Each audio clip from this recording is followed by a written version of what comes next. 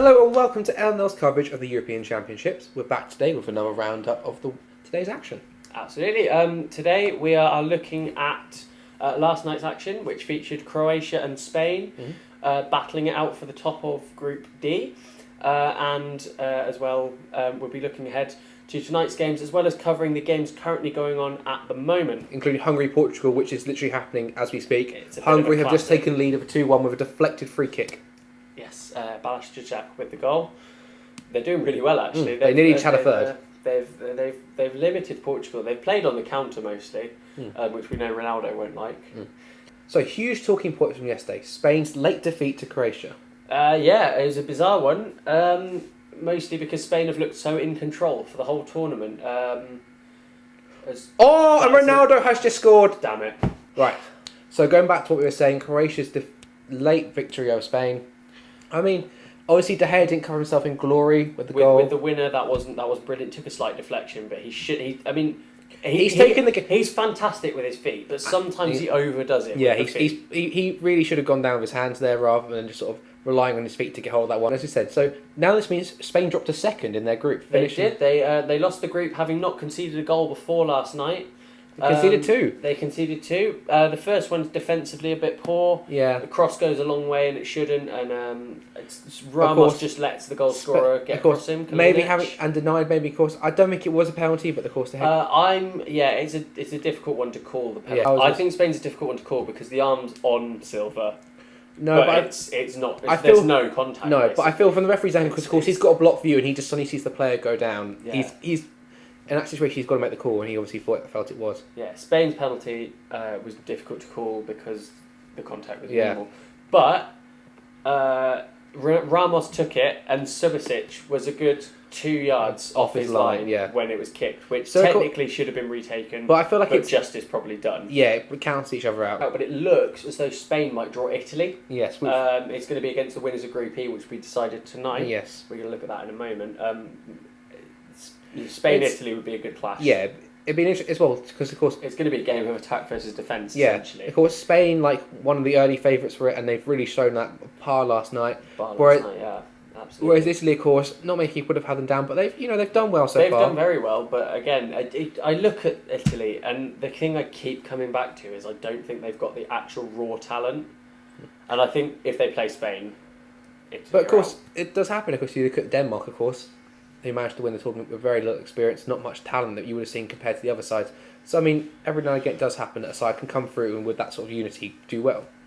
On to the other game, we should quickly mention Turkey got themselves a win. Yes. They won 2-0 against Czech Republic. Yeah. Czech Republic, of course, were in a strong position there, really, and they got beaten. So they are out. Czech Republic are out. But it was great news for Northern Ireland. Yes, because that means Northern Ireland are through. Despite a defeat against Germany, an unlucky defeat, their goalkeeper, well, I have to say unlucky. Yeah. When you only lose 1-0 to Germany, you've done very well, and the goalkeeper was fantastic. But I mean, as well, this means all the home nations have gone through.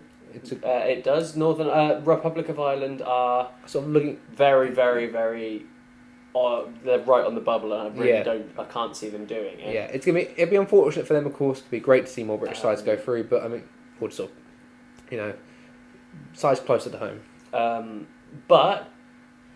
As we look at the groups now, this game becomes absolutely massive today, because Hungary, as it stands. And as they went into the game, topped the group. Iceland, in the other game, are winning 1-0 against Austria. Austria have missed a penalty in that one. Austria have been very, very poor at the tournament. They were a lot of people's dark horse to go through. To say that I said Iceland might be the dark horse, and a lot of people said Austria. So, and I'm quite pleased about that. If it stays as it is. If it stays as it is, we should stress that this game is this game is. Hungary have just scored. Shaq is deflected again. And as we were saying, this game is so open. It's a fantastic game, and Hungary and the stand is broken again. And this is brilliant news for me because I really want Portugal to go out. It's one of those rising shots that just spins up off a defender and into the net. The defender sticks out a leg and it actually bounced down off Nani's foot and looped into the net. Oh. It's one that you wouldn't be you wouldn't be that pleased with because it's deflected, but I don't think he cares. Yeah, I don't. So as it stands, Hungary will top the group on 7. Win the group with 7 points. Iceland are have going 5. through with 5. That's fantastic. That's a great story.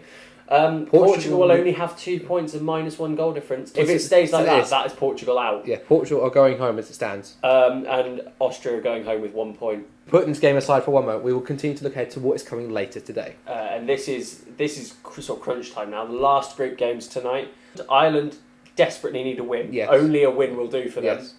And against Italy, and an Italy team that's well organised and haven't conceded so far, that's not very likely. Yeah. The other game should be a bit of a cracker. Yes. Which leaves us with a bit of a dilemma about which one to watch. Yeah. But Sweden against Belgium, it's going to come down to how those big names can perform. Yeah. Now you're looking at, Ronaldo stepped in here with his first goal of the tournament when it matters. We're looking for Zlatan, we're looking for Hazard, De Bruyne. These big name players have to come out tonight and they have to deliver. Belgium will feel comfortable. Yeah. They're barring miracles. Yeah. You would say they're through. There needs to be a 3-goal swing against them. Yeah. So you'd say Belgium are safe. Obviously, Italy are through. Italy will look to just secure that group win. Yeah. Of course, an Italian side just needing a draw, just need not to lose again. It's not exactly the easiest side in the world to face. That's not a team. That's not a team you want to play when Italy don't need to lose. Yeah. They just need to avoid defeat. Yeah. But we will update you on it as we come back to you tomorrow on day 14. It'll be 2 weeks into the tournament tomorrow. Yeah. Group stage is over and we'll be looking ahead to Saturday. Yes. When the knockout round comes. So, yes. From us here today, that's it. Yeah. Thank you very much for watching and we'll see you guys soon. Cheers, guys. Bye. Ronaldo fucking scored.